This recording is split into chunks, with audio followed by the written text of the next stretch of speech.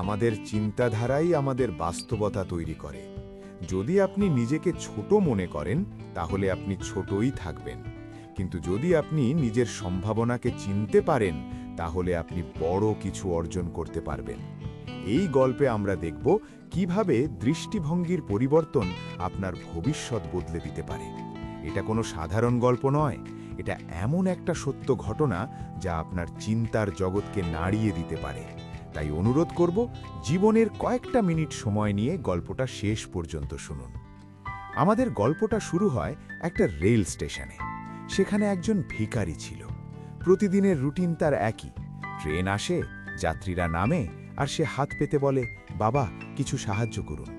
মানুষ তাকে দেখে, কেউ মুখ ফিরিয়ে নেয়, আমার কেউ দয়া করে 2-1 টাকা ছুঁড়ে দেয়। সে ওই টাকা কুড়িয়ে নেয় আর ভাবে, এটাই তো জীবন, এর চেয়ে বেশি আর কী বা হতে পারে আমার। সে নিজেকে সবসময় ওই স্টেশনের মেঝের মতোই নিচু আর অবহেলিত ভাবত। একদিন স্টেশনে এক খুব পরিপাটি ভদ্রলোক এলেন। দেখেই বোঝা যাচ্ছিল তিনি বেশ ধনী এবং সফল কোনো ব্যবসায়ী। পরনে দামি স্যুট, পায়ে চকচকে জুতো।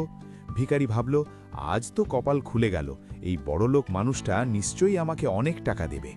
সে দৌড়ে গেল ভদ্রলোকের কাছে, হাত পেতে করুণ সুরে ভিক্ষা চাইল। কিন্তু অবাক করা বিষয় হলো, ভদ্রলোক তাকে এড়িয়ে গেলেন না, আবার টাকাও দিলেন না। তিনি সোজা ভিখারির চোখের দিকে তাকালেন। তারপর খুব শান্ত গলায় জিজ্ঞেস করলেন, আচ্ছা, আমি যদি তোমাকে টাকা দিই তবে বিনিময়ে তুমি আমাকে কি দেবে? ভিখারি তো এই প্রশ্ন শুনে আকাশ থেকে পড়ল। সে তো ভিখারি, সে আবার কি দেবে? সে আমতা আমতা করে বলল, স্যার, আমি তো ভিখারি, আমার কাছে তো কিছুই নেই, আমি আপনাকে কি দেব?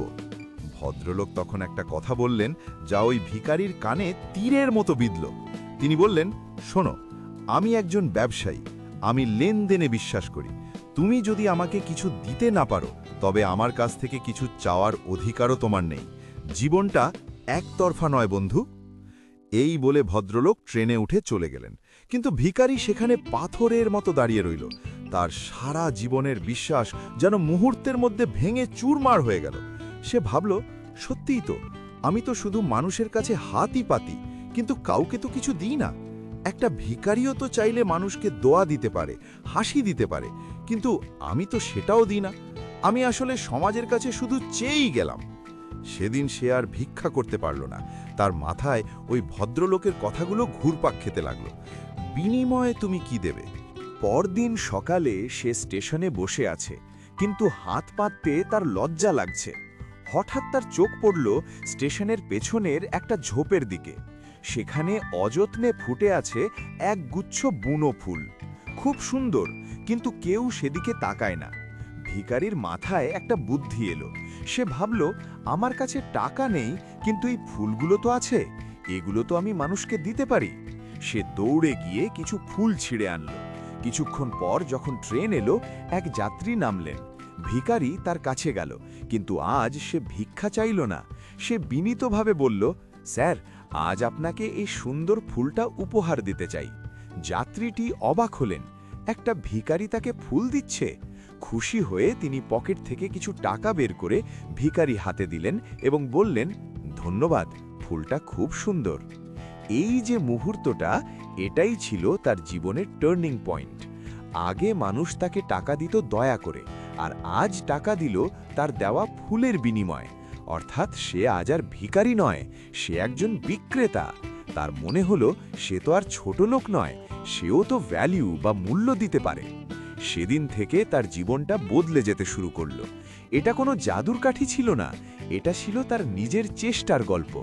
সে প্রতিদিন খুব ভোরে উঠে বুনো ফুল সংগ্রহ করত, যাত্রীদের হাসি মুখে ফুল দিত। মানুষ যখন দেখল ভিখারিটি শুধু হাত পাচ্ছে না, বিনিময়ে সুন্দর কিছু দিচ্ছে, তারাও তাকে খুশি মনে বেশি টাকা দিতে শুরু করল। আস্তে আস্তে সে বুঝতে পারল, সে যদি বুনো ফুলের বদলে আরও ভালো ফুল দিতে পারে, মানুষ আরও খুশি হবে। সে জমানো টাকা দিয়ে বাজার থেকে ভালো গোলাপ আর রজনীগন্ধা কিনে আনতে শুরু করল। স্টেশনের এক কোণায় ছোট্ট একটা ডালা সাজিয়ে বসল। এখন আর সে যাত্রীদের পেছনে ছোটে না, যাত্রীরাই তার কাছে এসে ফুল কেনে। তার মধ্যে যে ভিখারি সত্তাটা ছিল সেটা মরে গেল। জন্ম নিল এক নতুন উদ্যমী মানুষ। সে ভাবল, আমি যদি স্টেশনে ফুল বিক্রি করে মানুষকে খুশি করতে পারি তাহলে শহরে দোকান দিয়ে আরও বেশি মানুষকে কেন সেবা দিতে পারবো না? পরদিন সকালে সে স্টেশনে বসে আছে, কিন্তু হাত পাততে তার লজ্জা লাগছে। হঠাৎ তার চোখ পড়ল স্টেশনের পেছনের একটা ঝোপের দিকে। সেখানে অযত্নে ফুটে আছে একগুচ্ছ বুনো ফুল, খুব সুন্দর, কিন্তু কেউ সেদিকে তাকায় না। ভিখারির মাথায় একটা বুদ্ধি এলো। সে ভাবল, আমার কাছে টাকা নেই, কিন্তু এই ফুলগুলো তো আছে, এগুলো তো আমি মানুষকে দিতে পারি। সে দৌড়ে গিয়ে কিছু ফুল ছেড়ে আনল। কিছুক্ষণ পর যখন ট্রেন এলো, এক যাত্রী নামলেন।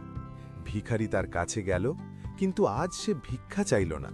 সে বিনীতভাবে বলল, স্যার, আজ আপনাকে এই সুন্দর ফুলটা উপহার দিতে চাই। যাত্রীটি অবাক হলেন, একটা ভিখারি তাকে ফুল দিচ্ছে। খুশি হয়ে তিনি পকেট থেকে কিছু টাকা বের করে ভিখারির হাতে দিলেন এবং বললেন, ধন্যবাদ, ফুলটা খুব সুন্দর। এই যে মুহূর্তটা, এটাই ছিল তার জীবনের টার্নিং পয়েন্ট। আগে মানুষ তাকে টাকা দিত দয়া করে, আর আজ টাকা দিল তার দেওয়া ফুলের বিনিময়ে। অর্থাৎ সে আজ আর ভিখারি নয়, সে একজন বিক্রেতা। তার মনে হলো সে তো আর ছোট লোক নয়, সেও তো ভ্যালিউ বা মূল্য দিতে পারে। সেদিন থেকে তার জীবনটা বদলে যেতে শুরু করল। এটা কোনো জাদুর কাঠি ছিল না, এটা ছিল তার নিজের চেষ্টার গল্প। সে প্রতিদিন খুব ভোরে উঠে বুনো ফুল সংগ্রহ করত, যাত্রীদের হাসি মুখে ফুল দিত। মানুষ যখন দেখল ভিখারিটি শুধু হাত পাচ্ছে না, বিনিময়ে সুন্দর কিছু দিচ্ছে, তারাও তাকে খুশি মনে বেশি টাকা দিতে শুরু করল। আস্তে আস্তে সে বুঝতে পারল, সে যদি বুনো ফুলের বদলে আরও ভালো ফুল দিতে পারে, মানুষ আরও খুশি হবে। সে জমানো টাকা দিয়ে বাজার থেকে ভালো গোলাপ আর রজনীগন্ধা কিনে আনতে শুরু করল। স্টেশনের এক কোণায় ছোট্ট একটা ডালা সাজিয়ে বসল। এখন আর সে যাত্রীদের পেছনে ছোটে না, যাত্রীরাই তার কাছে এসে ফুল কেনে। তার মধ্যে যে ভিখারি সত্তাটা ছিল, সেটা মরে গেল। জন্ম নিল এক নতুন উদ্যমী মানুষ। সে ভাবল, আমি যদি স্টেশনে ফুল বিক্রি করে মানুষকে খুশি করতে পারি, তাহলে শহরে দোকান দিয়ে আরও বেশি মানুষকে কেন সেবা দিতে পারবো না? বন্ধুরা, এই গল্পটা থেকে আমরা কি শিখলাম? আমরা অনেকেই ভাবি আমাদের কাছে তো পুঁজি নেই, ক্ষমতা নেই, আমরা কিভাবে শুরু করব?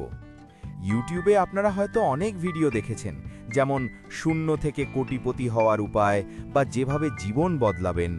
এই সব কিছুর মূল কথা কিন্তু একটাই, আর সেটা হলো আপনার মানসিকতা। ওই ভিখারি যদি সেদিন নিজেকে পরিবর্তন না করত, আজও সে ওই স্টেশনেই হাত পেতে বসে থাকত। সে যখনই নিজেকে ভিখারি ভাবা বন্ধ করে একজন দাতা বা ব্যবসায়ী হিসেবে ভাবতে শুরু করল, তখনই তার ভাগ্য বদলে গেল।